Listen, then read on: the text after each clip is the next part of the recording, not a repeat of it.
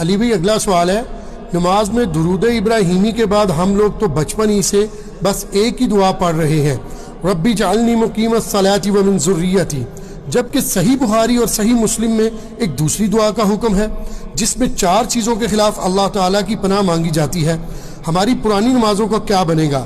Please کوئی حل ضرور بتا دیں، شکریہ۔ پہلی بات ہے کہ پرانی نمازوں میں تو اپنے بابوں کو روئے نا جنہوں نے آپ کو ادھورا دین دیا ہے۔ دیکھیں یہ بڑا کریٹیکل مسئلہ ہے، بخاری و مسلم دونوں میں حدیث ہے، نبی علیہ السلام اما عائشہ کہتی ہیں سلام اللہ علیہا اور باقی کئی اصحاب سے حدیث ہے کہ نبی علیہ السلام ہمیں نماز کے تشہد میں 4 چیزوں کے اگینسٹ اللہ کی پناہ مانگنے کا حکم دیتے تھے۔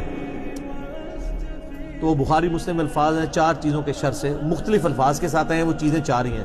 اللہم انی اعوذ بک من عذاب جہنم ومن عذاب القبر ومن فتنة المحیا والممات ومن شر فتنة المسیح الدجال، یعنی جہنم کے اگینسٹ اللہ کی پناہ، عذاب قبر کے اگینسٹ اللہ کی پناہ، زندگی اور موت کے فتنے کے اگینسٹ اللہ کی پناہ، اور دجال جس کا دجل سے ایمان والوں کو اللہ ہی بچائے، آمین ثم آمین، اس کے اگینسٹ اللہ کی پناہ۔